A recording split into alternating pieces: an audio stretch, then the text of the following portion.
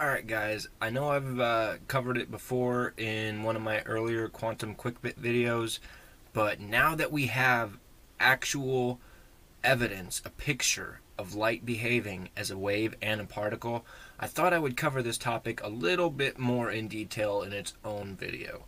So stay tuned for today's quantum Quickbit, particle wave duality.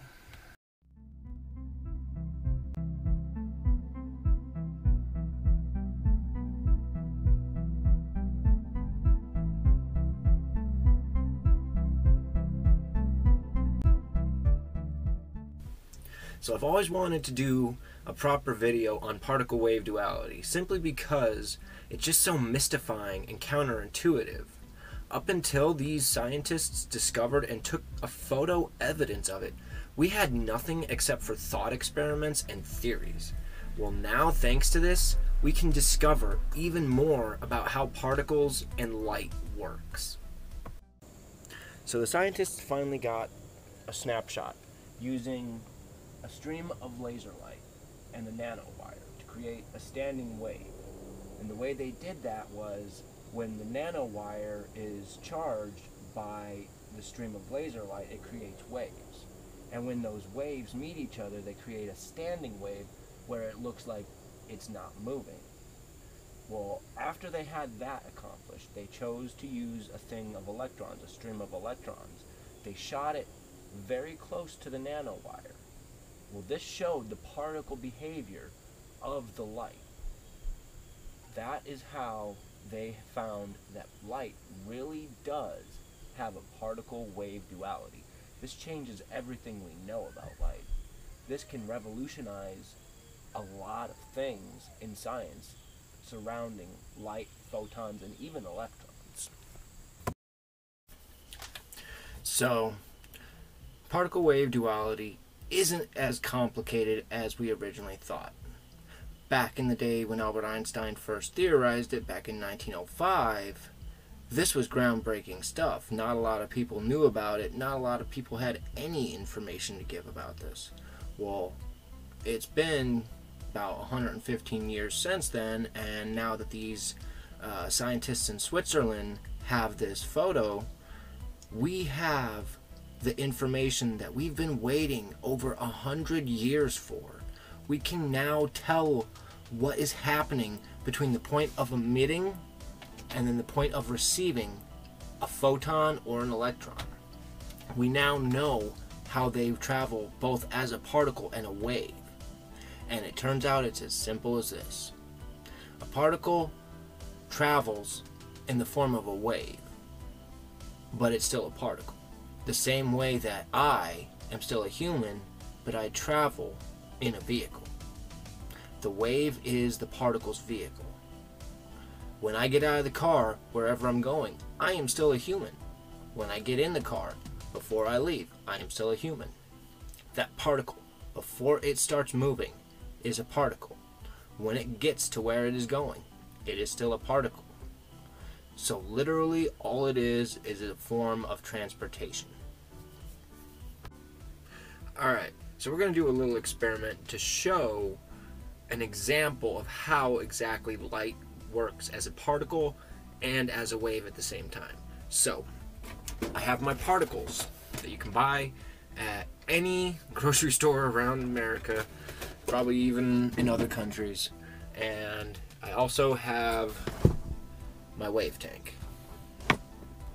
So, I'm just going to put some of them in here and give it a little bit of a shove to get some waves, and you'll see exactly what happens. So our particles are in our ripple tank now, and you'll notice when I give it a shove that these form a wave pattern. This is exactly what the scientists in Switzerland discovered when they did their experiment. The photo that you'll see is of particles in a waveform. The more energy it has, the more of a waveform that you see. Alright, so we've all heard of the double slit experiment, where you have a gun that shoots a particle. You have your wall with your two slits in it, and as it's shooting it, you have your back wall. The particles go through and click on and hit onto the... So let's say you have someone talking. This is the way that a wave travels. What they'll do is they'll speak something, and those sound waves will come out and hit you right in your ear. Now, this is actually very close to how particle wave duality works. You see, with particle wave duality, like with light, you have a light bulb.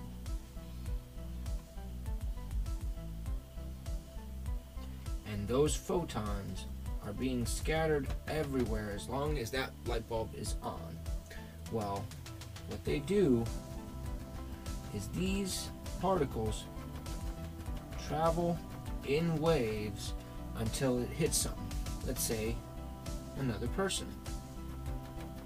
And now you can see the features of the person because the light has hit that thing in one tiny little time at a time. Those particles are hitting.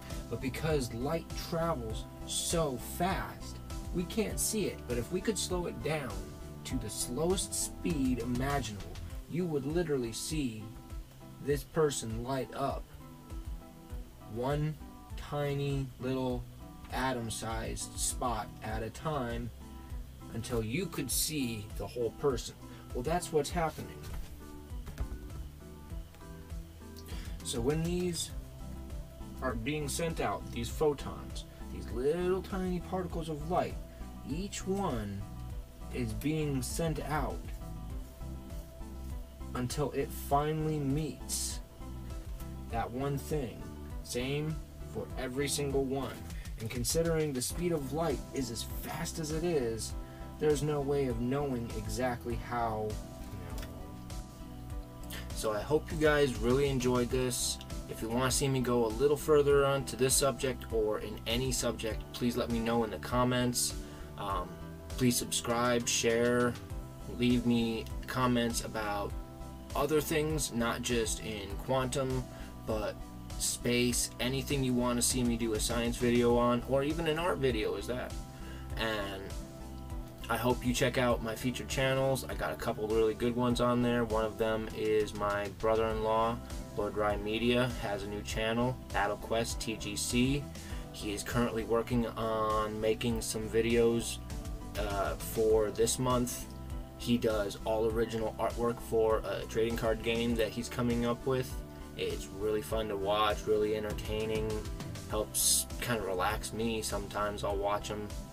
But check him out, subscribe to him as well. Stay tuned, I have some really good stuff coming up, especially regarding Tesla, so stay tuned and click that bell, especially if you love Tesla. And I'm not talking about the car company either. So, as always, stay random.